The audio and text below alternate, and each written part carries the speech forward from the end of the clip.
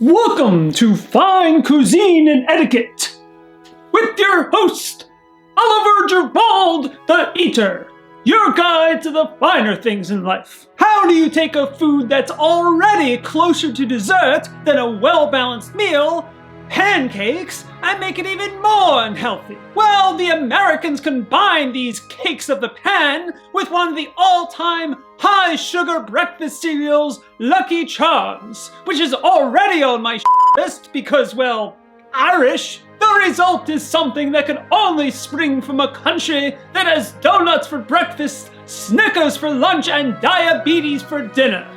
For the most obese first world nation on earth, Lucky Charms pancakes are just one of countless attractions in a lifetime of gluttony, high blood pressure, and stretch marks. And you colonial yokels wonder why America has only won a single Miss Universe contest in the past 20 years.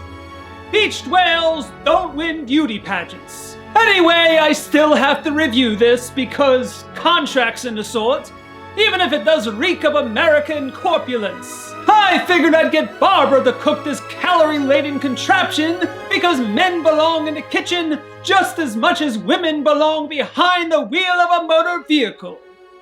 Or in the voting booth. To start, you'll take the pancake mix, which contains small pieces of Lucky Charms, and stir it together with 1 2/3 cups of milk or water.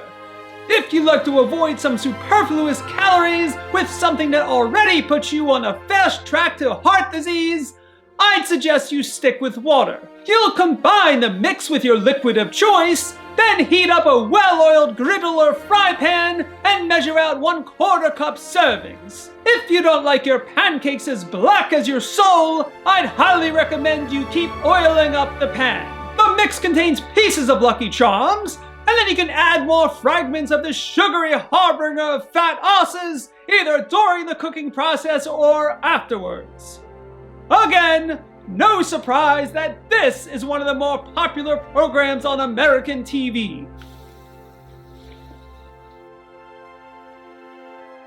I might despise the lot of you, except for fine dining, which I really despise, but the one thing I'll never do is lie.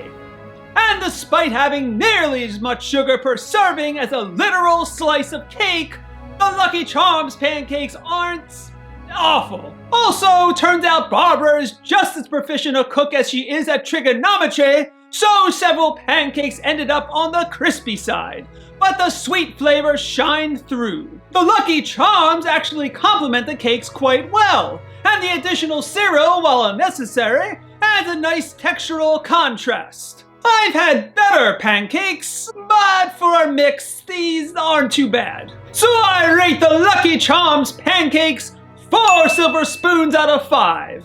And if you don't already have high cholesterol and blood pressure, so if you aren't American, you could do worse for an indulgent treat. Be sure to show your appreciation for my efforts with a like.